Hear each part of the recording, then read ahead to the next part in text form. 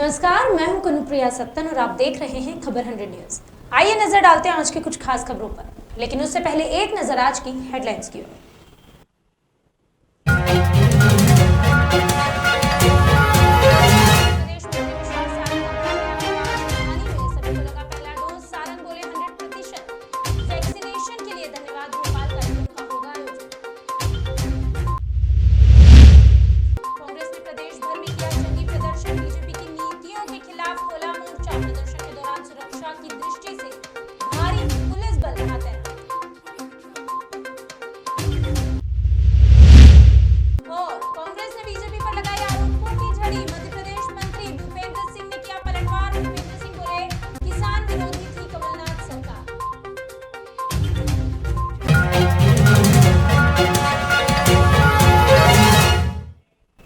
शनिवार को मध्य प्रदेश के चिकित्सा शिक्षा मंत्री विश्वास सारंग ने मीडिया से बातचीत की। मंत्री सारंग ने मीडिया से बातचीत करते हुए बताया कि प्रदेश में कोरोना नियंत्रण में है। साथ ही साथ उन्होंने कहा कि महू में जो 30 संक्रमित मरीज पाए गए हैं वो सभी स्वस्थ हैं। इस सभी के बीच सारंग ने वैक्सीनेशन को लेकर बड़ा बयान दिया। उन्होंने कहा कि इंदौर के बाद अब राजधानी भोपाल में भी पहले डोज के मामले 100% हो चुके हैं, यानी कि राजधानी भोपाल भी 100% वैक्सीनेटेड हो गया है। इसके लिए जल्द ही भोपाल में धन्यवाद भोपाल कार्यक्रम का आयोजन भी किया जाएगा और लोगों का धन्यवाद दिया जाएगा।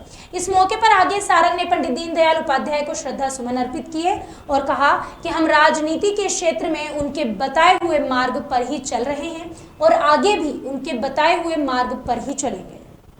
नेता और हमारे वैचारिक रूप से जिन्होंने इस दुनिया में अंत्योदय के सिद्धांत को प्रतिपादित किया, वो पंडित दीनदयाल उपाध्याय, जिन्होंने राजनीतिक दल के कार्यकर्ता के लक्ष्य और उसके कार्य पद्धति को प्रतिपादित करने के लिए एकात्म मानववाद दर्शन को प्रतिपादित किया और अंत्योदय के सिद्धांत को हम सबको सिखाया। उन्हें आज हम श्रद्धा सुमन अर्पित कर रहे हैं। शनिवार को भारतीय जनता पार्टी सरकार जहां एक ओर स्वर्गीय पंडित दीनदयाल उपाध्याय की जयंती मना रही है, तो वहीं दूसरी तरफ विपक्षी पार्टी यानी कि कांग्रेस बढ़ती महंगाई, बेरोजगारी और बीजेपी की नीतियों के खिलाफ पूरे प्रदेश भर में जंगी प्रदर्शन कर रही है। इसी कड़ी में इंदौर के रीगल तिराहे पर शहर कांग्रेस कमेटी ने जमकर नारेबाजी की, जमकर धरना प्रदर्शन किया। देखने में आया कि इस प्रदर्शन के दौरान सुरक्षा की दृष्टि से भारी पुलिस बल भी तैनात रहा। कांग्रेस कमेटी द्वारा यहाँ पर एक विशाल धरना प्रदर्शन किया जा रहा है। केंद्र सरकार की नीतियों के खिलाफ, वादा खिलाफी के खिलाफ पेट्रोल डीजल के दाम आसमान पे छू रहे हैं। बेरोजगारी इस देश में बढ़ती जा रही है। कोविड के कारण आम जनता परेशान है। बेरोजगारी के कारण लोग अपना घर का जीवन पर नहीं कर पा रहे हैं। नाला टिपिंग का मामला हो इंदौर शहर में, आज नाला टिपिंग के कारण जगह जगह घरों में पानी भर रहा है।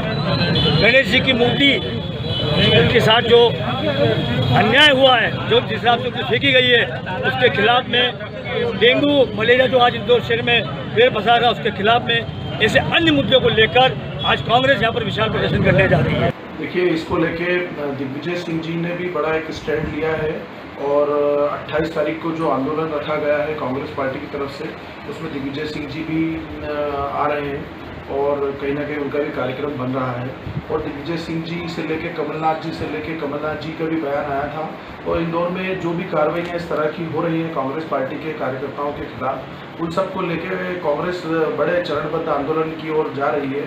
और पूरी तरह से हम इसका विरोध करते हैं कि कहीं ना कहीं भारतीय जनता पार्टी और आरएसएस की मेंटेलिटी को लेकर प्रशासन काम कर रहा है, तो उससे कहीं ना कहीं एक गलत मैसेज जा रहा है। और कहीं ना कहीं मनीष सिंह साहब जो एक ईमानदार छवि के आईएएस अधिकारी हैं और उनके ऊपर भी कहीं ना कहीं प्रश्नवाचक चिन्ह लग रहे हैं कि इस तरह से जो कार्रवाई हो रही है, तो उससे पक्षपातपूर्ण कहीं माहौल बन रहा है।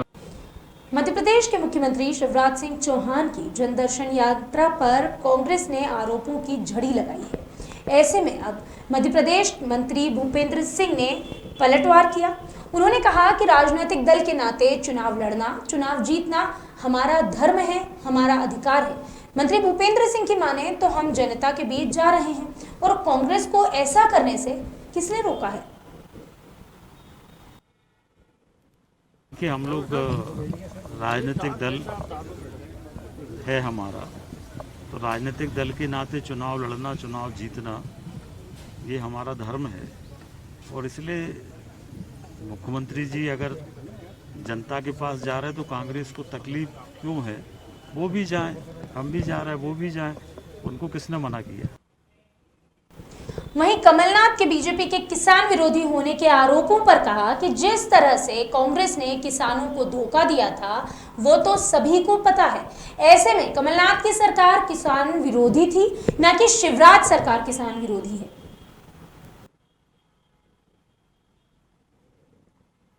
ये तो पूरे प्रदेश को पता है।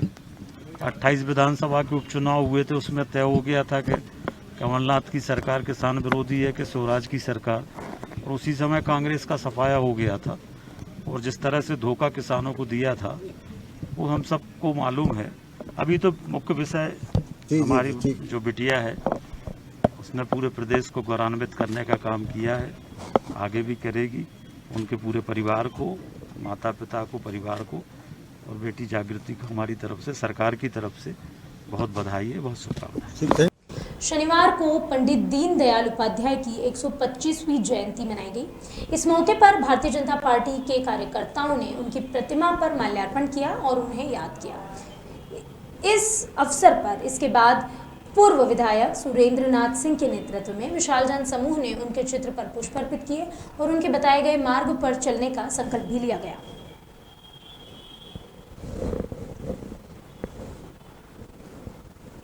पंडित दीनदयाल उपाध्याय जी की जयंती है।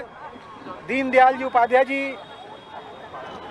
पूरे देश में चारों तरफ जो है उनकी जयंती बड़े धूमधाम से मनाई जा रही है। उनके सपनों को साकार करने में हमारे देश के प्रधानमंत्री माननीय नरेंद्र मोदी जी, प्रदेश के मुख्यमंत्री माननीय शिवराज सिंह जी लगे हुए हैं। भारतीय जनता पार्टी का जो मूल सिद्धांत है अंत्योदय, उसके प्रणेता और समाज के सबसे पीछे जो व्यक्ति है उसको आगे बढ़ाने का काम उनकी मेन मुख्य सोच रही है। और उसी के अंतर्गत ये सारी योजनाएं मध्य प्रदेश की जो है, देश की अंत्योदय योजना, दीनदयाल उपचार योजना, ये सारी योजनाएं जो है गरीबों के कल्याण के लिए उनकी लगी हुई है।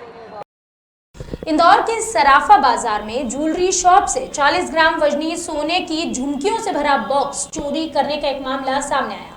दरअसल 3 महिलाओं ने हाथ की सफाई करते हुए सोने के झुमकों से भरा एक बॉक्स गायब कर दिया, जैसे आंखों से काजल चुराया जा रहा हो। बताया जा रहा है कि खरीदारी करने आई 3 महिलाओं ने 2 सेल्स गर्ल को अपनी बातों में उलझाकर कुछ ही मिनटों में 40 ग्राम वजनी सोने की झुमकियों से भरा एक बॉक्स चुरा लिया। हालांकि इस पूरी घटना की सूचना मिलते ही पुलिस ने जांच पड़ताल शुरू की है और सीसीटीवी फुटेज की मदद से महिला चोरों की तलाश की जा रही है।